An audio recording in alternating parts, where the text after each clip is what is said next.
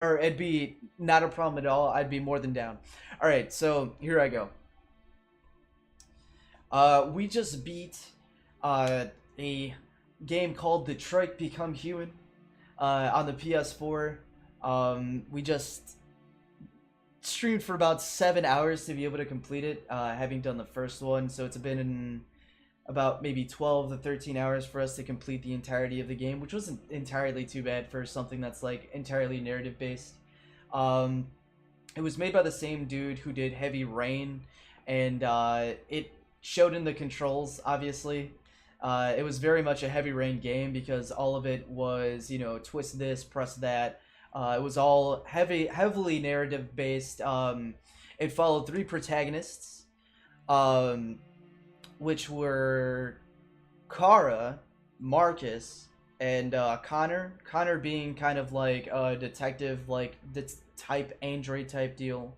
Marcus being like someone who like was a caretaker that becomes like other different things like as he goes on. Like he's the one who has like most of the journey, I would say. Like when it comes to like ridiculousness, when it comes to like not ridiculousness, but like I don't know, variety in what happens to him. And then Kara is also a caretaker that kind of like experiences abuse type deal, and then leaves with the child of that person. So essentially, what the game is about is androids becoming sentient. Like these robots in this world are designed to look like humans and think and do all these things, and eventually they start coming online. They start gaining sentience. They start becoming self-aware, and we follow Kara. You know what I'm saying? As she's like I guess not rebuilt but redone, like reprogrammed, because like something happened with this family in which she had to be decommissioned, or she attacked the father for being an abusive jerk or whatever. And essentially what her storyline is her running away and finding ways to take care of this girl, and that's what wakes her up, quote unquote wakes her up. And that's pretty much what they call it with Marcus. Essentially what it is like, how do I even explain it? It's like he's inspired by this man who's pretty much like a father figure like to him, and he's like, yo, you can be anything, you can do anything, all this other stuff, and you're gonna have to do all this crap for people to take you seriously, and things are gonna be hard. And this guy was an artist. He was an old man in a wheelchair, so there's like a lot of bonding there, because Marcus, this character, had to take care of him, physically and emotionally and all this other stuff. So this confrontation happens with this dude's, I think his name was Carl. Yes, this Carl's son. This confrontation happens with Carl's son, in which unfortunately in my playthrough Carl died, but apparently you can save him. Like, and that's something that we'll come back to with it all. Is that there's so many choices in this game that warrant different playthroughs, that definitely want you to go back so you can experience different types of the game, different endings and such. But I digress. Unfortunately, Caro died in my playthrough, and essentially what happens is like Marcus gets shot. He wakes up in this like landfill and stuff, and essentially like resurrects and tries to find, or finds this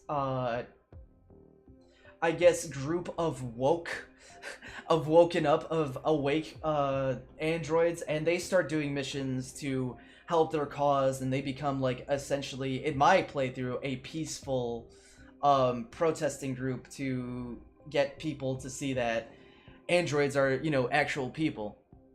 Well, anyway, um the third character is Connor, which is a deviant. No, he's not a deviant, or he's the furthest thing from. What he is like this. They call him a Connor unit. He's a detective. He helps out this like really broken down, detective looking dude, who was like a really star cop back in the day, and then something happened with some androids and stuff, which made him hate androids and drink and do all this other stuff. It's an incredible game, in the sense of like giving you different varieties of story. And then this is where I'm gonna go into. I guess is a perfect place to start because this whole like broken down cop thing, and I'm going to talk about I guess my gripes, my problems with the game before I talk about what I like about it. Um, and starting with like the cliches of the story, the cliches of the characters, the cliches of so much that they fall into. There's so many archetypes that they just copy and paste and let play out. That's not to say that the writing isn't good. Like the story itself is pretty good, but they rely on characters to just, it's like where where that character's going, so they just rely on it to be that. You feel it because it's less about those specific characters and more about the overall arcing story of like whether or not androids are human or whether or not they're peaceful and all that other stuff. So this alcoholic detective eventually becomes friends with Connor, and Connor shows signs of deviance or he shows empathy is like the big thing there, and I guess that's like kind of a spoiler but not necessarily, because it's like a really big part of the narrative, and the way he goes about relaying information, the way he goes about investigating, it's a fairly, I guess, decent way to have someone start in a very straight place and then become something else. Um, I would say the whole revolutionary fighter thing with Marcus, which was the middle character, the more artsy guy, the guy who actually got the people together, got the androids together and stuff. He was another one of those characters that heavily suffered from what's the word? I don't know, cliches. Because at least with Connor and him finding empathy, and even though he had the partner who was flown in cliches, there is enough with Connor for him to stay not deviant or him to become deviant. There's a lot of different ways for him to do that, and it was more enjoyable and more believable in my opinion when it came to him. So anyway, when it comes to Marcus, I do feel like the actor lacked a lot of like the umph when it came to the emotional parts, and I feel like the writing in general for the game lacked in the emotional parts, but that's because I feel they gave you so much that they really couldn't like give punches to a lot of, I guess, what would be payoffs in the game. So it'd be like, this build up of emotion, and then just something happens and it's like, okay, that's messed up, but whatever. I feel like the only thing that actually got me at a gut punch was the end of Kara's storyline in my playthrough, and I'm not going to let you know what happens, but it doesn't end well, and it really freaking hurt, especially, going through all of these things with this, girl that you're protecting this entire time, this girl who makes you feel like you're alive.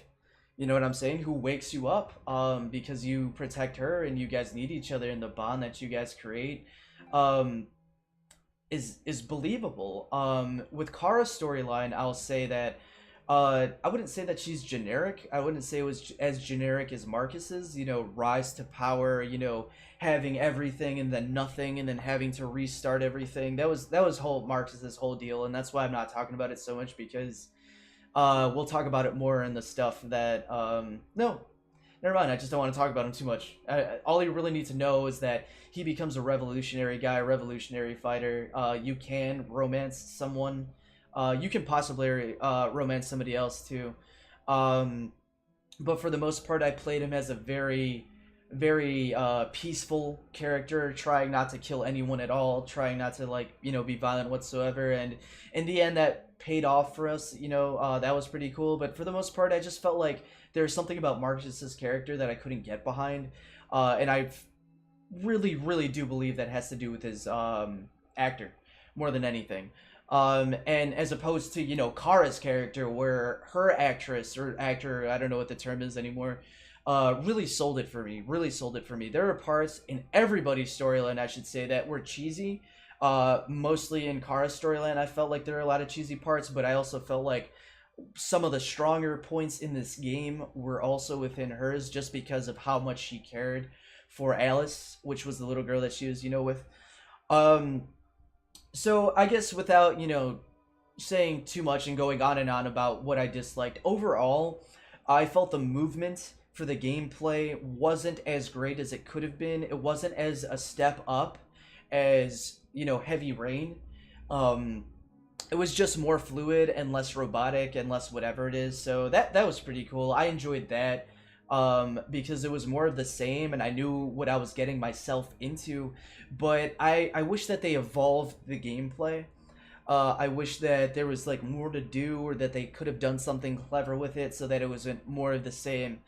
Um, and then other than that, I mean, I feel like the camera was fairly decent. There were times where I had trouble with it, but again, it was a step up from Heavy Rain, so that was really cool. The only other thing that maybe took me out of it for the gameplay was like seeing all the choices afterwards.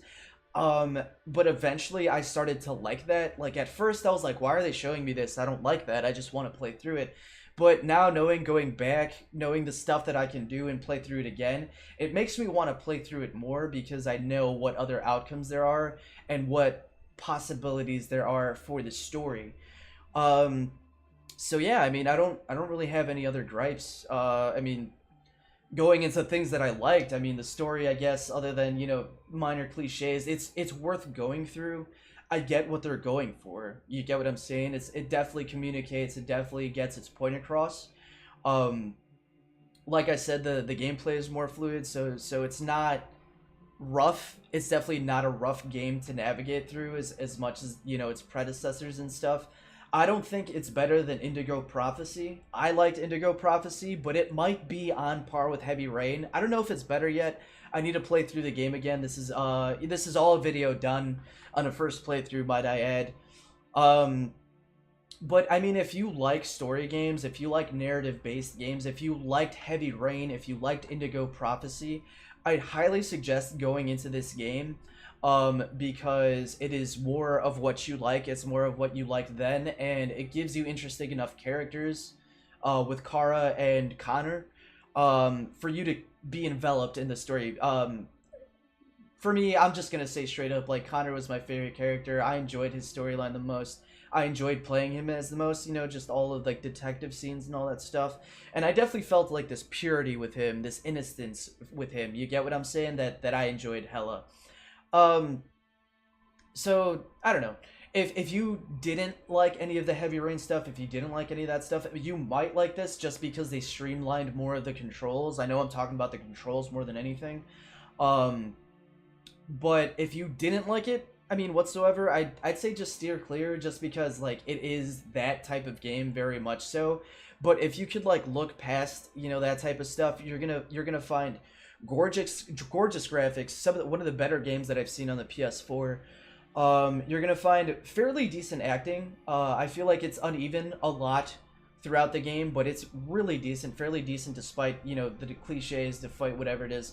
Um, and you will find, I don't even know, dude. You'll find good replayability. It's a full price game, but it's worth getting. You get what I'm saying? Because even though it was like, you know, a 12 to 13 hour experience for myself, I want to go back. I want to go back and play through that again. I want to go and, you know, dive in and try to figure other aspects of the story that I haven't before. See who can die right away, who can't die right away, or if, you know, the story just abruptly ends if you get rid of everybody type deal. So I don't know.